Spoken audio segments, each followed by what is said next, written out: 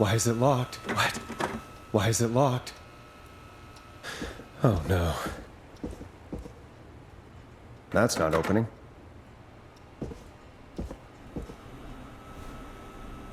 Peggy! Where'd you go?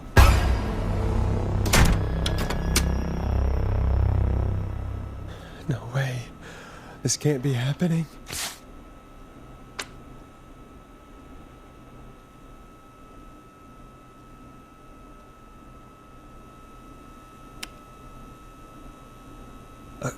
A call.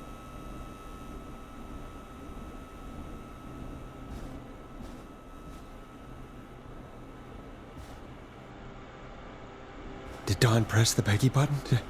Did she want me to hit it on my end? What the...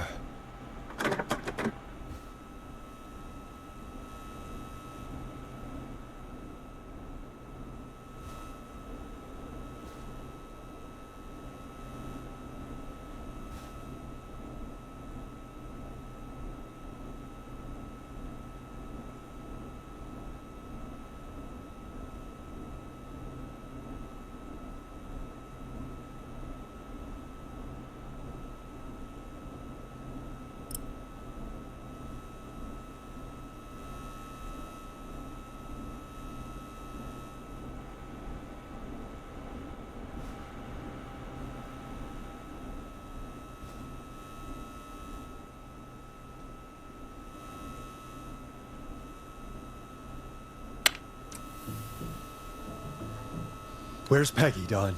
Have some patience, Forrest. It's almost the end of the night. Almost the end of the show. But it's not over just yet. Got a little time still. So let's make the most of it. What do you mean? Make the most of it how? Well... Huh? I thought we'd end tonight's Whistling Man special with a special guest. The one who started it all. Oh, let me take that out of your mouth and... You crazy bitch! Let me go! Welcome to the air, Mr. Teddy Gallows Jr. Wait. It's all gonna come out tonight, Teddy. Your daddy and his money saved you 20 years ago. But even if he crawled out of his coffin with all the money in the world... Wait, where the hell is Teddy? How are you talking to him if you're here with me? Because I'm not there with you, Forrest. I'm here with Teddy, and if he says where that is, well, he knows he'll get it. I can see you. You're standing right in front of me. Oh, I get it. You're wondering who's there at the station with you. Forrest Nash, let me introduce you and all of Gallows Creek to my boy, Henry Barrow. Your son? You mean you... Wait, that he... Yes, Forrest. He and I had a son. So there were two whistling men tonight. Of course. That explains how you were always able to get around town so quickly. And Murphy, he was right, wasn't he? He did fight a man. He did. I taught my boy to never run away from a fight. Hang on. Did you say Barrow? Then... Are you... Let me just get this mask off. Damn uncomfortable thing. No wonder Mooney went crazy wearing this. There we go. Marie Campbell? George's old girl. Oh. Well, it sure has been years since I last saw. Oh, God damn it.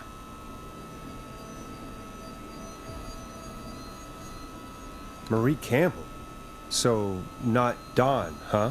No, not Dawn. What are you going to... Everyone's gonna know now what Teddy did. He killed George that night. This night.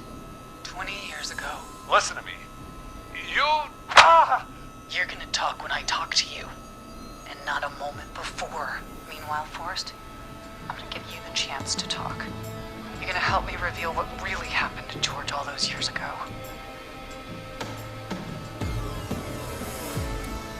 Why should I help you? Why should I play any part in this? Because I think you believe in justice. You think this is justice? You have no goddamn idea, Forrest. These people you've been trying to save, they were all in on it. They all knew George was murdered, but... Murdered? Listen, I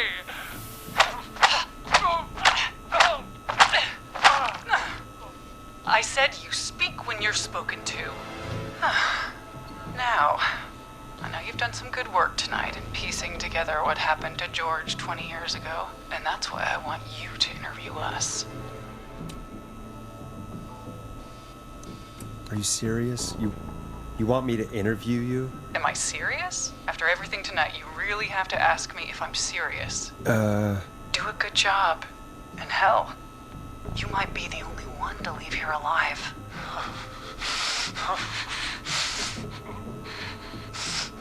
I need to drag this out. If I can buy Leslie time to get back to Gallows Creek, and if I can find out where Marie is, then this can end. Teddy, we'll start with you. Just, talk me through what happened that night. How did it start? how would I know? It was 20 years ago.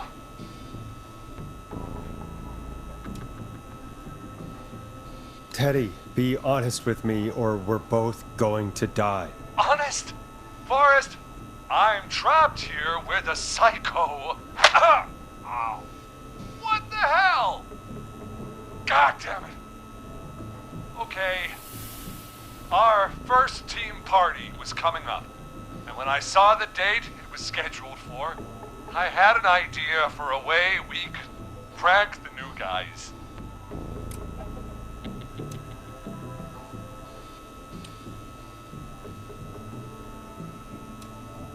What made that night special?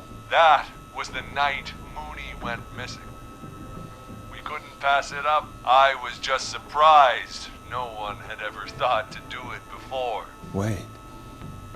You mean this was the first whistling night? Keep talking, Teddy. We went up near Whistling Point. God, who was there? Me, Jason, and George, of course. But George didn't come alone. He brought Marie. And Roller Ricky, he was there too, wasn't he? Yes, Ricky was there too. Runner Ricky, our wide receiver. I helped him off the bottle, you know. Because I'm a decent man. Is that so? Yes, it is. He came apart one day. Some people do. He had some issues. Wasn't stable. I didn't want him to hurt his chances in life. So, I helped him keep himself together. You were afraid he would talk about that night, weren't you? Keep talking. About midway through the night, we put the prank into action. We looked up at the trees and saw Jason there, bloody, like he'd just been stabbed. And the whistling man, screaming. George and I and Ricky, we got left behind. But Ricky was in on it too. I know he was. He and Teddy were as close as anybody. Teddy must have told him the plan.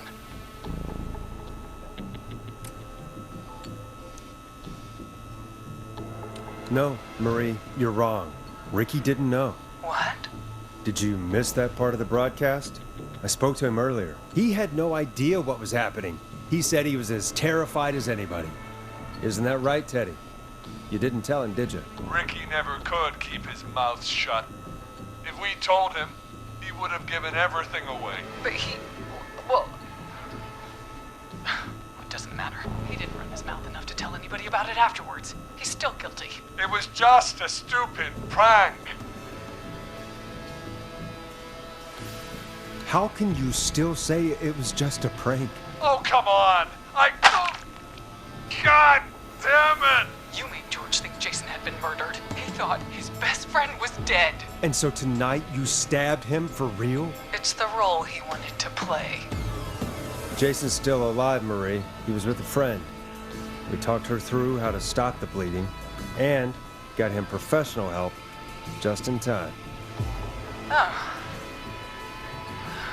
Well, shame he didn't have the good sense to die earlier. He's gonna regret that. Enough about him. Me and George took off running, but somehow we got separated in the woods. I ended up near the bottom of Whistling Point, and when I noticed George wasn't with me, I panicked. And then, I don't know how he snuck up on me, but the Whistling Man grabs me. I scream, and he starts laughing, telling me it's just a joke. I could stall for time here.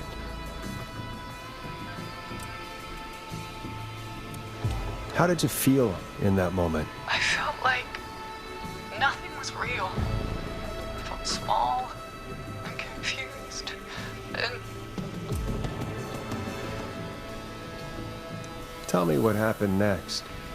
I suddenly recognized it was Chuck. Chuck Brody. He was the Whistling Man. Laughing away. But then he stops. And he's looking up. At the top of Whistling Point. What was he looking at? Teddy, what happened next? Nothing. It was just Teddy? George fell off Whistling Point. Why'd he fall, Teddy? He just... You pushed him. You were up there. You were dressed as the Whistling Man too, and I didn't push him, god damn it! I just chased him up there and he kept backing up. When I saw he was about to go over, I reached out.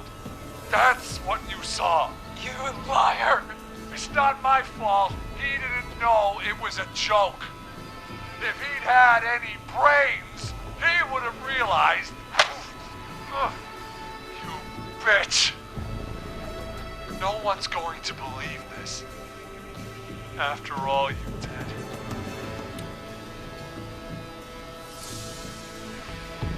I believe her. You... What?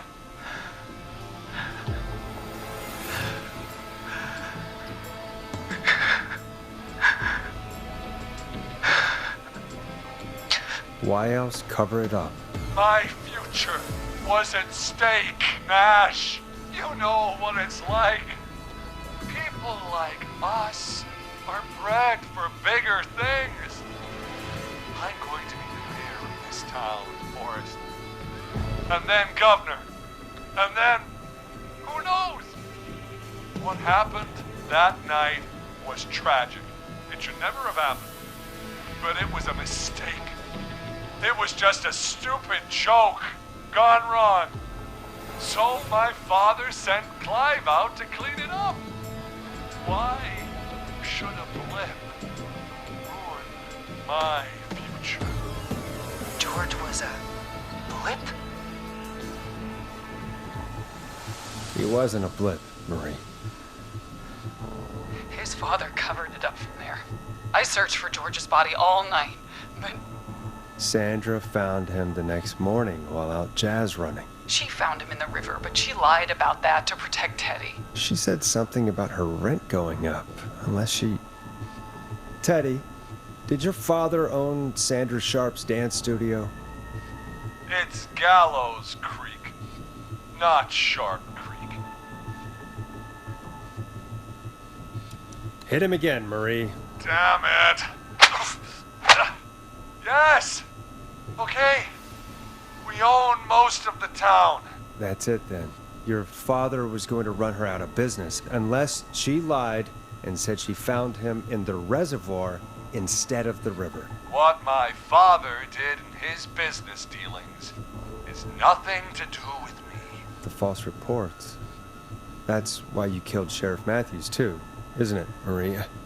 Not just to get him out of the way, but... Everyone was in on it, Forrest. Even the coroner wrote a fake report. Said George was drinking, that he just got himself into trouble. And I saw. I'm sorry. For all it's worth, Virginia didn't have much of a choice. She had a sick sister whose treatment she couldn't afford. She played along with the gallows to save her sister's life. And her own. Even still, she should have told the truth. I did my part. I tried everything I could think of. I even went to the newspaper, but no. That coward killed the story. But Maurice Russell is dead now.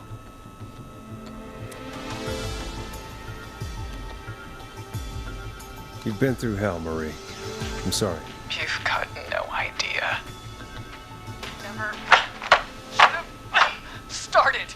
He shouldn't have pushed my George off a cliff. He should have been punished. But it's coming to a stop. At least for now. Here, where George and I first met, before he joined your football team, was right after he shot the winning throw. Wait a sec. You're at Gallows Creek High, in the gymnasium. That's right, Forrest. Not that it matters, but yes, we're here. Anyway, I think that about wraps up the interview with Teddy. So, Marie? Where? Oh my god. Peggy! Teddy? You gotta help me. Quiet. You'll talk more later. Now I have to talk to someone who mattered more than you ever did. Peggy. It's been so long since I've seen your face. I worried you wouldn't come. Marie! Oh my god. I thought you... And here I was, thinking you'd forgot me. I'd never forget my own sister. Forrest seems lost for words. Want to explain, Peggy? Earlier, while you were speaking to Jason, I got a call. Do you remember? Well, it was from Dawn. She said that my sister Marie was there that night George died, and that I should come to the gym for a reunion. And when you walked in, you found out. That my sister is the Whistling Man. Good to see you too, Peggy. Why didn't you tell me any of this? She said that it was my last chance to see my sister. I knew if I told you, you'd try to stop me or come with me when we need you on the radio. And I just... I'm sorry. This has to be a lot for you. What happened to you, Marie? You just disappeared one day. Disappeared? I was thrown out, Peggy. I begged Mom and Dad to do something about what happened that night, but did they care? No. They told me to stay quiet. They only cared when they learned I'd been with George. And Marie, I'm so sorry. I never knew. it's not your fault. Really, it's Mom and Dad I should be seeing right now. But since they're dead and gone, well, I'll have to settle for the next best thing.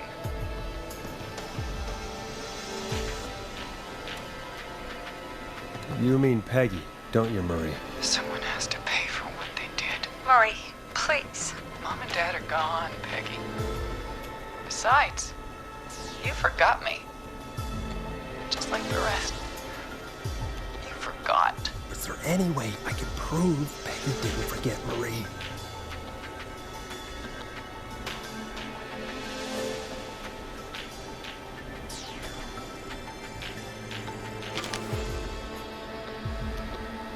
Marie, Peggy never forgot about you. Keep your mouth shut. She kept a card from you. She kept it here on her desk. What card? The card you made me for my 8th birthday. What does it say then? Happy birthday, Peg. Now you're great and 8. Love, M.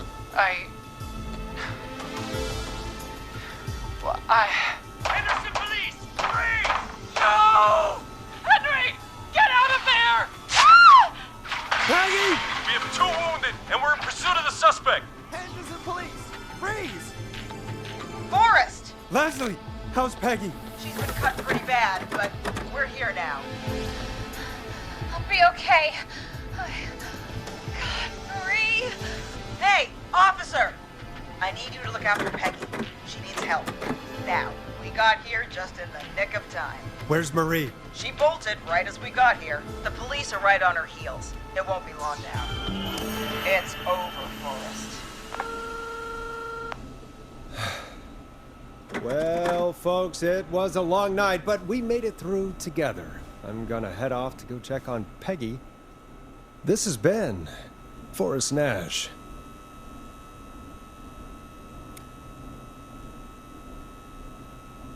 And it's been a scream.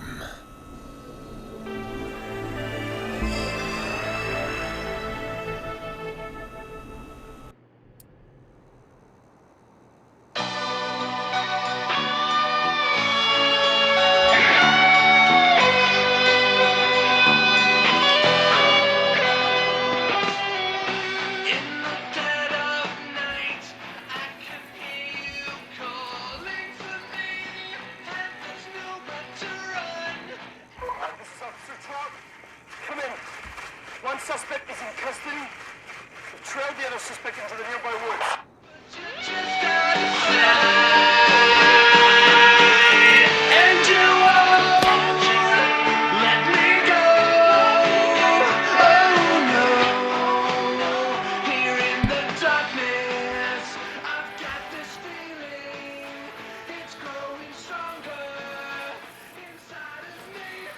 It's a killer frequency.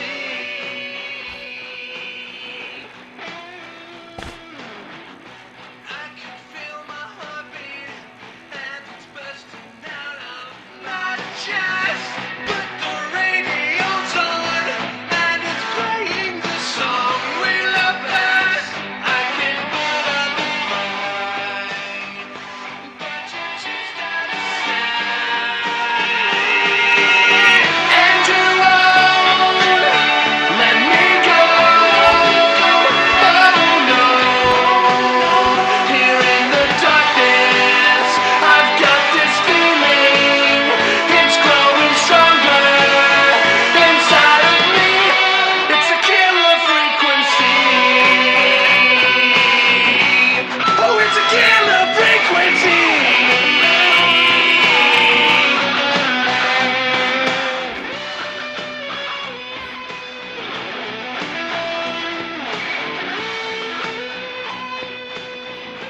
We have the suspect cornered at the top of Whistling Point.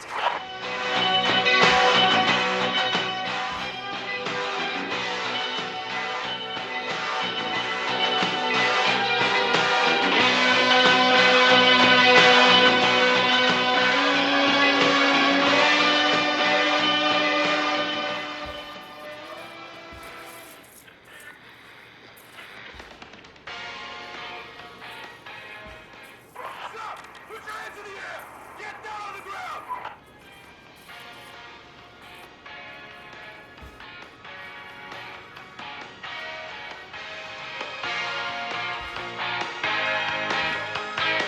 Don't move! Nobody else has to get hurt!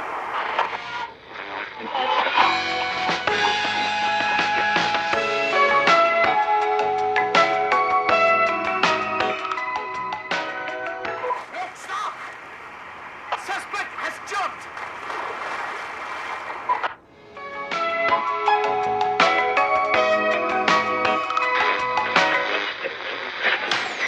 Officer Lugo, do you have a visual? Negative. No sign of the suspect anywhere.